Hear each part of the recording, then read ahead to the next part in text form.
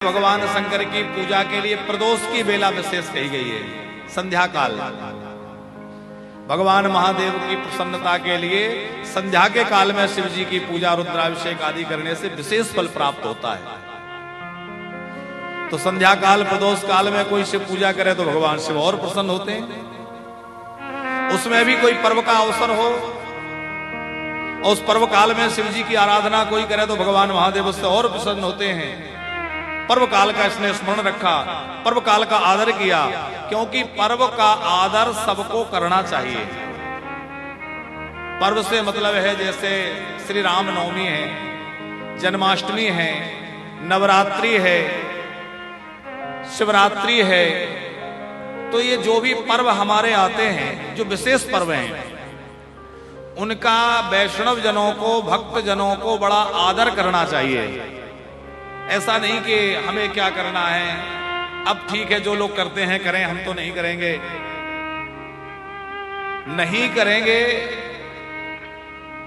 तो पाप तो नहीं लगेगा, लेकिन अपराध लगेगा, क्योंकि हम लोग आस्तिक जन हैं, भगवान के प्रिय जन हैं। हमें इन पर्वों का विशेष ध्यान रखते हुए पर्वों के अनुसार अपनी पूजा पद्धति को करना चाहिए।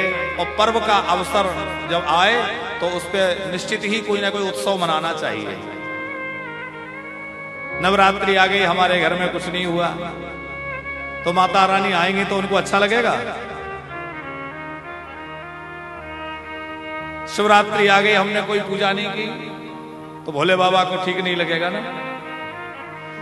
इसलिए आस्तिक जनों को चाहिए कि जब कोई पर्व का अवसर आए तो उसका खूब आदर करते हुए, पर्व का जितना हो सके समादर करते हुए पर्व को उत्सव के रूप में मनाए।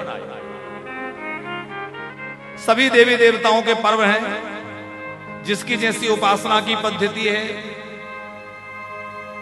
वैष्णव है, राम भक्त है, कृष्ण भक्त है, देवी का भक्त है, सबके लिए अपने अपने पर्व हैं। अच्छा देखिए, हमारे ठाकुर जी की तो जन्माष्टमी, श्री राम जी की रामनवमी एक एक दो दिन ही आते हैं। और माता जगदम्बा का वर्ष में दो नवरात्रि विशेष तो 18 दिन, और 2 गुप्त नवरात्रियां तो 36 दिन। उस तरह से तो ज्यादा हो जाते हैं शिव जी से। और भोले बाबा का तो पूरा के पूरा श्रावण का 1 महीना आता है कि पूरा महीना मेरा है। खूब उपासना करो, खूब पूजा करो और मनोवांछित फल प्राप्त करो। जो महादेव को इस समय ध्याता है, भोले बाबा खूब कृपा करते हैं। सामान्य समय में भी की जाने वाली शुभ उपासना से भगवान शिव प्रसन्न होते ही हैं। और उसमें भी यदि कोई श्रावण महीने में पूजा करता है तो श्रावण मास में की जाने वाली पूजा से तो भगवान शंकर विशेष प्रसन्न हो जाते हैं। पूरा महीना उन्होंने दे रखा है, इसमें मेरी आराधना करो, कुछ ना हो जल चढ़ा दो। अच्छा, और देवताओं को विविध उपचारों से पूजा करो, लेकिन भोले बाबा को आपके पास उपचार हैं तो चढ़ाइए, और नहीं है तो कोई चिंता की बात नहीं है, जल चढ़ा दीजिए। नमस्कार प्रिया भानु जलधारा शिवा प्रिया, अलंकार प्रिया विष्णु ब्राह्मणा मोदका प्रिया। नमस्कार प्रिया भानु, भगवान सूर्य नारायण को नमस्कार प्रिय है, भगवान महादेव को जलधारा प्रिय है।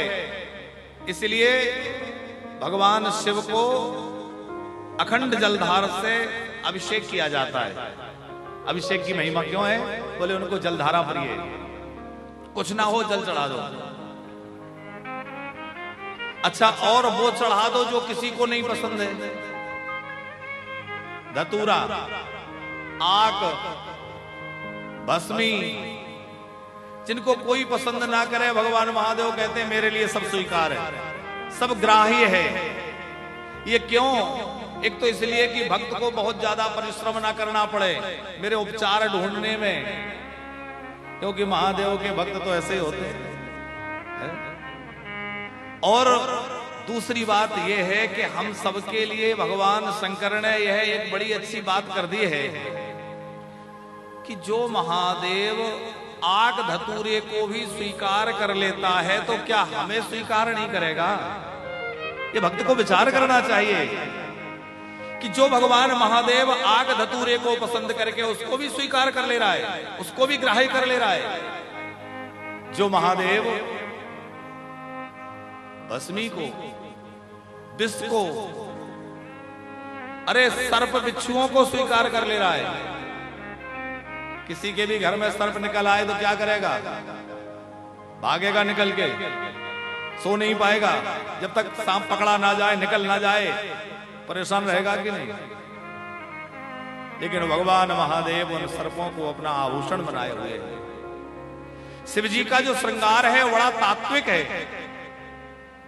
महादेव के हाथ में त्रिशूल है। त्रिशूल क्या है? बोले 3 प्रकार के सूल, काम, क्रोध, लोभ, ये 3 सूल बनकर के हम सबको सता रहे हैं। कोई काम का मारा, कोई क्रोध का मारा, कोई लोभ का मारा, इन सूल के द्वारा व्यथित है। पर भगवान महादेव इन तीनों सूलों को अपने हाथ में रखते हैं। हम हैं संसार के हाथों में और संसार तुम्हारे हाथों में।